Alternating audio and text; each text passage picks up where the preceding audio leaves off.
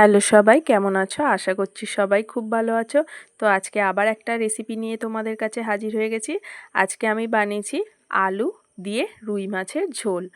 তো রেসিপিটা যদি ভালো লেগে থাকে একটা লাইক করো আর আমার চ্যানেলটিকে সাবস্ক্রাইব করে রেখো। তো আমি এখানে 4 পিস রুই মাছ নিয়ে নিয়েছি আর এখানে লম্বা লম্বা করে আলু, পেঁয়াজ, টমেটো আর কয়েকটা কাঁচা লঙ্কা চিড়ে রেখেছি। তারপর আমি মাছগুলোর মধ্যে একটু হলুদ দিয়ে দিচ্ছি, তারপরে দিয়ে দিচ্ছি নুন। এবার এটাকে আমি হাত দিয়ে ভালো করে মাখিয়ে নেব। তো ভালো করে নুন হলুদ মাখানো হয়ে গেছে। এরপর আমি কড়া গরম করতে বসিয়ে দিয়েছিলাম আর কড়ার মধ্যে এখানে 1 কাপের মতো সর্ষের তেল দিয়ে দিলাম। তারপর তেলটা গরম হয়ে গেলে আমি এখানে মাছগুলো ছেড়ে দেব। তো মাছগুলো এখানে একটু কড়া করে ভাজতে হবে, কারণ কড়া করে ভাজলে তবেই খেতে কিন্তু ভালো লাগবে। তো প্রথমে গ্যাসের ফ্লেমটাকে হাইতে রেখেছিলাম, তারপরে মিডিয়াম রেখে আমি মাছেরগুলোকে ভেজে নিচ্ছি। মাছগুলো আমি কিন্তু এপিট উপিট উল্টে ভালো করে লাল লাল করে ভেজে নিয়েছি। এবার মাছগুলো তেল ঝারিয়ে আমি তুলে নিচ্ছি। তারপর ওই তেলের মধ্যেই আমি কিছুটা পরিমাণ কালো জিরে ফোড়ন দিয়ে দিলাম। এরপর আমি দুটো বড় সাইজের পেঁয়াজ সরু সরু করে কুচিয়ে রেখেছিলাম, সেইগুলো দিয়ে দিচ্ছি। তো পেঁয়াজটাকে আমি কিন্তু একটু ব্রাউন ব্রাউন করে ভেজে নেব।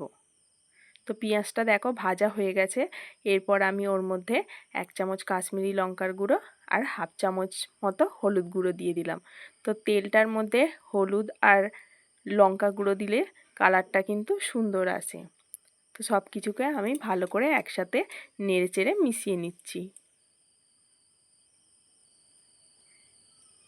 তো এরপরে দেখো পেঁয়াজটা কিন্তু ভালোভাবে ভাজা হয়ে গেছে। তারপরে আমি যে আলুগুলো কেটে রেখেছিলাম সেইগুলো দিয়ে দিলাম। তোমরা চাই থেকে আলুটা আলাদাভাবে ভেজে নিয়েও তুলে রাখতে পারো।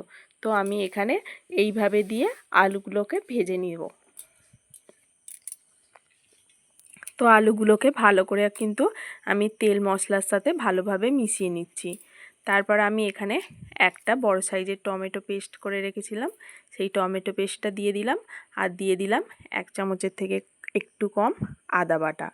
তারপর সব কিছুকে আমি ভালো করে একসাথে নাড়িয়ে চাড়িয়ে মিশিয়ে নিচ্ছি।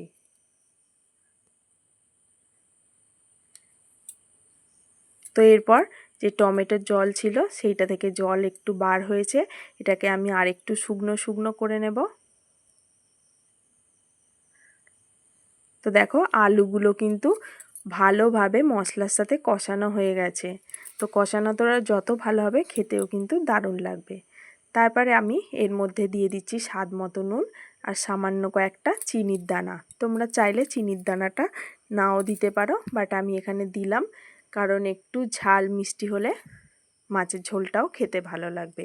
তবে খুব মিষ্টি না, সামান্য স্বাদটাকে ব্যালেন্স করার জন্য। তারপর আমি এখানে জল দিয়ে দিচ্ছি 4 কাপের মতো, যাতে আলুগুলো ভালোভাবে সিদ্ধ হয়ে যায়।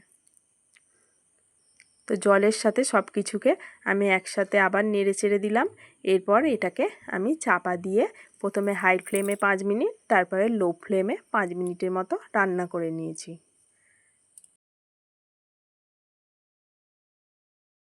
তো তারপরে আমি ভেজে রাখা মাছগুলো এর মধ্যে তুলে দিচ্ছি, কারণ মাছটা ফুটলে তার স্বাদটাও এর মধ্যে চলে আসবে। আর দিয়ে দিলাম চেরা কয়েকটা কাঁচা লঙ্কা। ঝালটা তোমরা কিন্তু তোমাদের স্বাদ অনুযায়ী দেবে। আর আলুটা মোটামুটি এখানে সিদ্ধ হয়ে গেছে। এরপর আমি এটাকে চাপা দিয়ে আবার 5 মিনিটের মতো রান্না করে নেব। তো 5 মিনিট হয়ে গেছে। এরপরে দেখো ঝোলটা কিন্তু একদম ভালোভাবে ফুটতে শুরু করে দিয়েছে। তো সব শেষে আমি এর মধ্যে কিছুটা পরিমাণ কুচনো ধনেপাতা দিয়ে দিচ্ছি। তারপর গ্যাসের ফ্লেমটাকে অফ করে এটাকে আমি রেখে দিয়েছিলাম। তো দেখো এখন রেডি হয়ে গেছে কিন্তু রুই মাছের আলু দিয়ে ঝোল। তো রেসিপিটা ভালো লাগলে অবশ্যই একটা লাইক করো।